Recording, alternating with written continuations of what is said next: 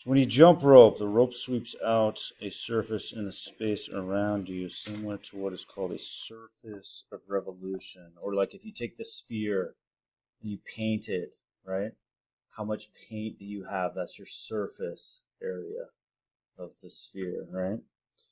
So what we're going to do is we're going to begin by rotating horizontal and initially a horizontal line segment. So we'll take this perfectly horizontal line segment between A and B. We're going to spin it around, right? So if you can imagine for a minute, the radius of this is y, right? Of that circle there on the side, if you will. That radius is y. So like imagine cutting it on the blue line and rolling it out. And that's what I'm showing right here, right? Then this all the way around, that's the circumference of the circle, right? Well, the circumference of the circle is 2 pi radius. Well, our radius is y. So that's where you get that 2 pi y. That's that length of that rectangle rolled out, if you will, right? And then we've got that distance delta x, the width of this rectangle. And so the area, the surface area of the cylinder would be the area of the rectangle, which is length, 2 pi y times your width, delta x, right? There's our length, there's our width. So now I'm going to try and kind of make this more of an overview, or we'll get kind of bogged down with all the technicalities of it. But what I'm going to do now is I'm going to take and I'm going to slant the AB. So it's slanted and rather than perfectly horizontal. And so this this area is derived from the formula for the lateral area of the frustum of a right circular cone. So I do have a picture of that if you take a look here. So again, I slanted this. Now I slanted it. Okay, I slanted it. And so your length slanted, that's that L. Okay, that's that. You can see it right there, right up here. That's that length slanted right there. 2 pi r. R is the average radius.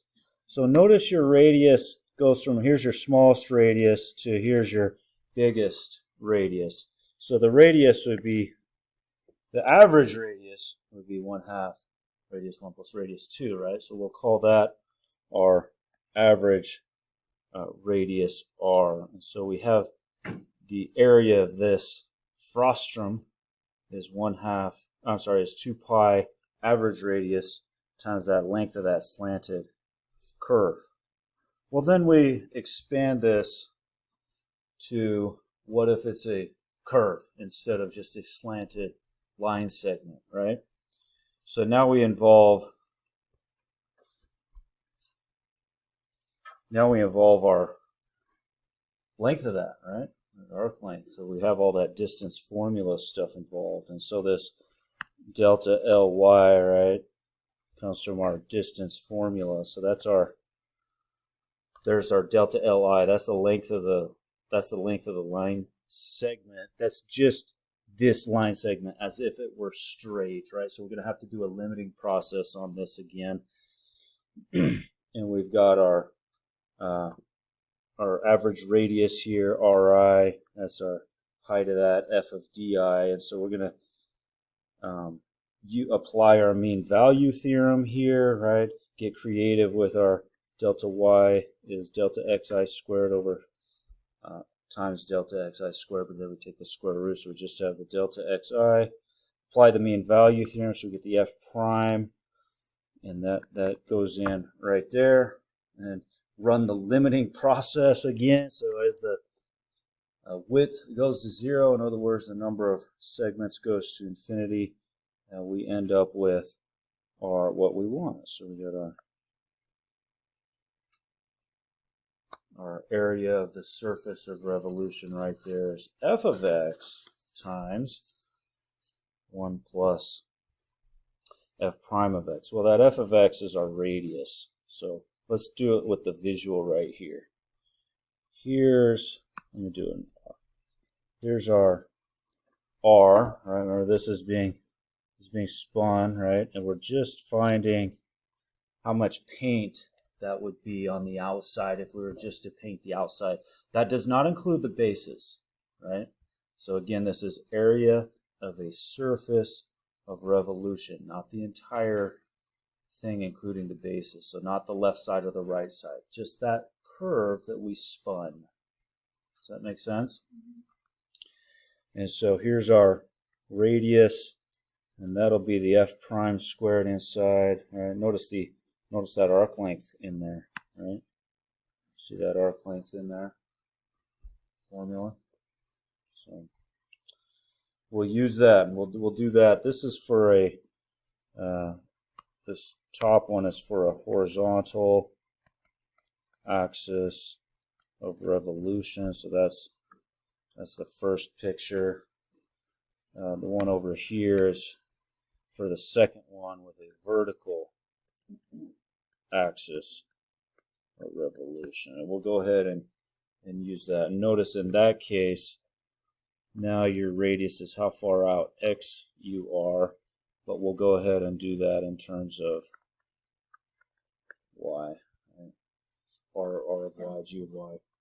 All right, let's go ahead and do some problems here. So here's our first one. Find the area of the surface revolved. Notice I've got part of this x cubed graph.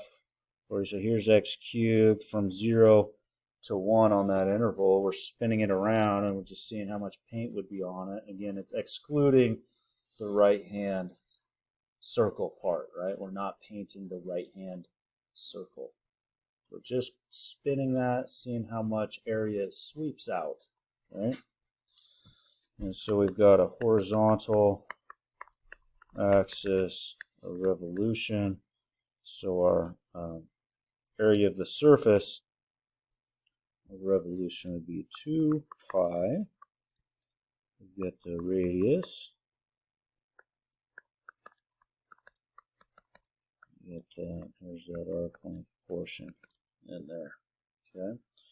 So our radius here, there's our r, which in this case is just the height of that, right? Our f of x. And we're going from x being 0 to 1. And what's our function? X cubed. So there's our height. There's our radius of that thing. And we've got square root of 1 plus f prime. So I could go to the side, right? Remember, I've got f of x is x cubed. I should make a couple notes. Note our radius is x cubed, right? And that's our f of x. So f prime is just 3x squared. We're going to use that right here. 3x squared is being squared. So we've got 2 pi, got x cubed, got 1 plus 9x to the 4th dx from 0 to 1. Go ahead and let u be 1 plus 9x to the 4th. So we got 36x to the 3rd dx. So I'm just missing a 36.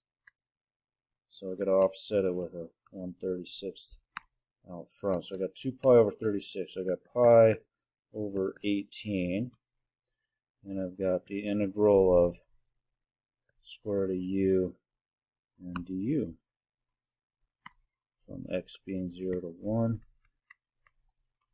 Pi over 18. I've got u. The 1/2 plus 1, so 3/2 all over 3/2, so times 2/3, 0 to 1. So we got pi over 27.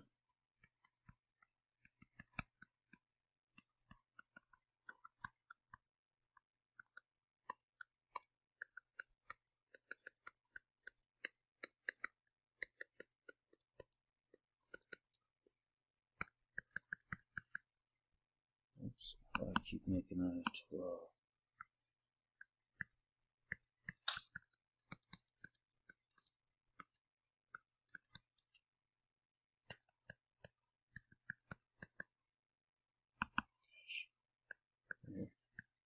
we got 1 plus 9, we get a 10 to the 3 halves minus pi over 27. 1 plus 0 is just a 1. 1 to the 3 halves is just a 1. So we got pi over 27, 10 to the 3 halves minus 1, or the surface area, or the area of the surface of revolution, how do I say that, is pi over 27, that would be 10 root 10 minus 1, or, got the decimal here. Again, that's this part spun around, right? So how much paint goes on that, excluding that right-hand circle portion. This is going to be a great you try problem. I should have made this a you try. So go ahead, pause it, give this a shot. So we got the surface area is 2 pi from A to B. Got the radius of this thing.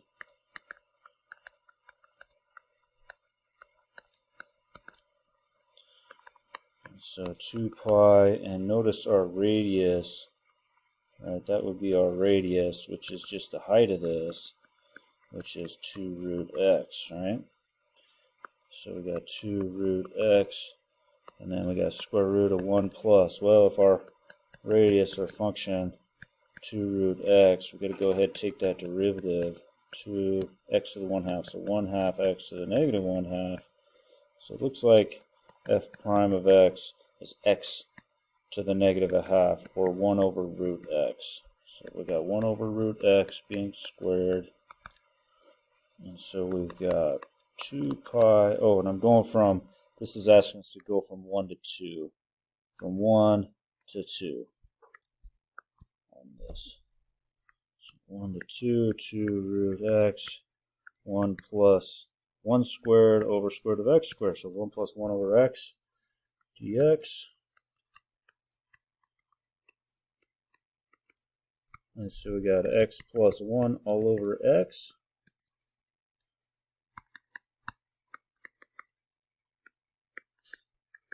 So square to the top, square to the bottom. Notice those square root of x's cancel. That's kind of nice. So we got 2 pi, the integral. Actually, let me take the 2 out front as well. So I got 4 pi. I got 4 pi from 1 to 2 of the square root of x plus 1 dx. If I let u be x plus 1, du is just a dx. So we don't have to account for anything, if you will. So this becomes 4 pi x plus 1 to the 1 half plus 1. So 3 halves all over 3 halves, 2/3 from 1 to 2. And so we got 8 pi over 3 x plus 1 to the 3 halves pi over 3. 1 plus 1 to the 3 halves.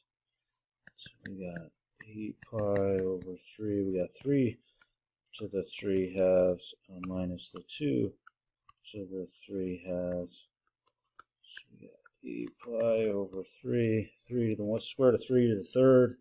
So 3 root 3 minus 2. And there it is. There's our area of the surface of revolution.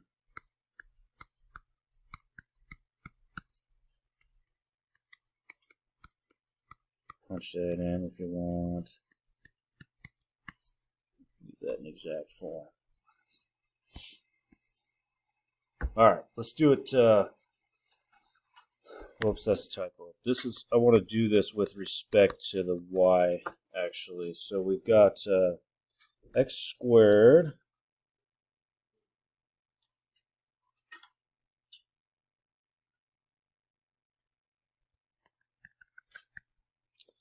on the interval from 0 to root 2. So root 2 is like 1.4-ish. Like here's root 2. It's kind of like that, right? And then we're going to go ahead and go about the y-axis. So about the y-axis. So again, imagine spinning this thing, and it's just how much it's swept out, right? The jump rope, if you will. So note here our radius. There's our radius, which is how far out x you went. So we got to solve this in terms of x. So x equals plus or minus root y. So we'll go with the positive right hand side there. X equals root y. Okay. This is from 0, 0 to up to here to root 2, comma 2. So we're going to go from this y value 0 to up to a y value of 2. Our radius is root y. We also need to, now let me call that g of y is root y. We need to be able to take that derivative to plug that in. Alright, let's plug it in now. So we got the surface area revolution, 2 pi from c to d, r of y, square root of 1 plus g prime of y squared dy. So in this case, we're going from y being 0 up to y being 2. R of y, x is root y. And then we got 1 plus our derivative squared.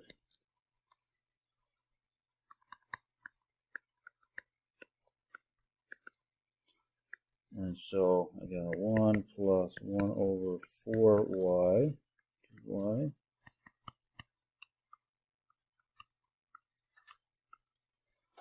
So that's 4y plus 1 all over 4y. Well, square root of 4y plus 1 over the square root of 4y is 2 root y. So the square root of y's cancel.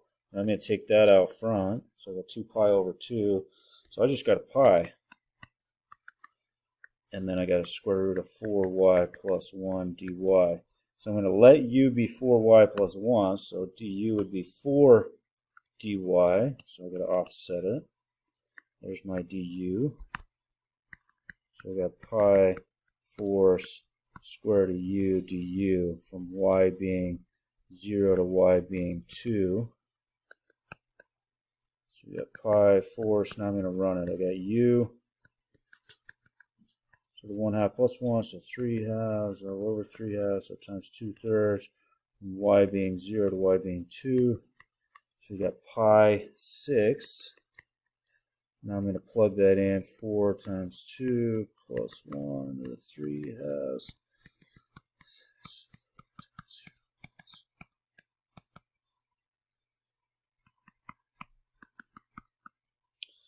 And so I got 8 plus 1, I got 9 to the 3/2, so that would be square root of 9 to the 3rd, so that's 27 minus 1. If I take a pi 6 out. So I got 26 pi 6, so the surface area of revolution is 13 pi over 3. And by the way, if you did this with respect to x, and you could do that, and you'd have 2 pi, you'd have this radius is just x, so I'm leaving that in terms of x. Instead of plugging in the root y, I just leave it as an x. It's a radius out x. And then I go 1 plus f prime, well, it's x squared, so it's 2x. So you could do this, and you'd still end up with 13 pi over 3, by the way. So I just wanted to show it to you with respect to y a couple times. Let's do another one. This time we've got x equaling 1 minus y. In other words, let me make sense of this. If I add y to both sides and subtract x on both sides, I got 1 minus x, or negative x plus 1. Now I can graph that with y-intercept of 1, down 1, right 1, right? So it's this part, because we're going just from a y value of 0 to a y value of 1. There's our y value of 0. All right. We're doing this, revolving it about the y-axis. Again, if you can imagine that, how much is being swept out as you revolve that. And so our radius here, our radius is x. Well, our x is 1 minus y. All right, so our x is 1 minus y. Let's go ahead and take the derivative right now. And so dx dy will just be a negative 1. All right, let's go ahead and run this now. So our surface area is 2 pi. Our radius in terms of y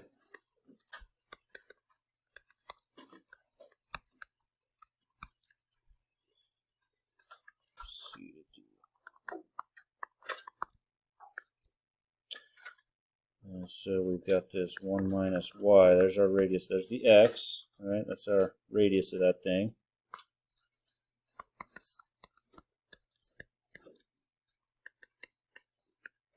And we're going from a y being 0 to a y being 1. And we got square root of 2.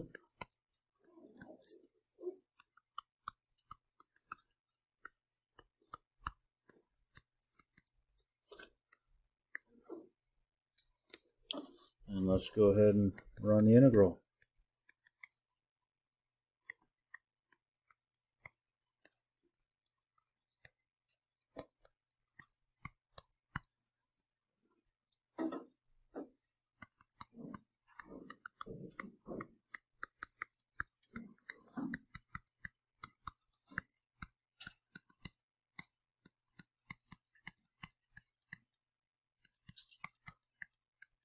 Well, that's all gone.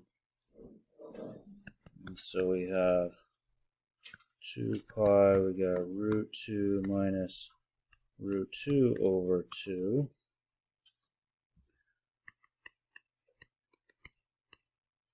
If I get a common denominator of 2, so I'd have 2 root 2 minus root 2 all over 2. Now I can cancel those 2's. And so we have pi 2 root 2 minus root 2. In fact, I could take a root 2 out. So I have pi root 2. I'd be left with 2 minus 1. Or pi root 2 times 1. And you could do this with respect to x, by the way. So it'd be 2 pi, my radius is just x, and then you take this y equaling negative x plus 1, you take that derivative, it's still negative 1. But you're going from 0 to 1, and that'll give you the same thing. Thanks for watching. See you next time.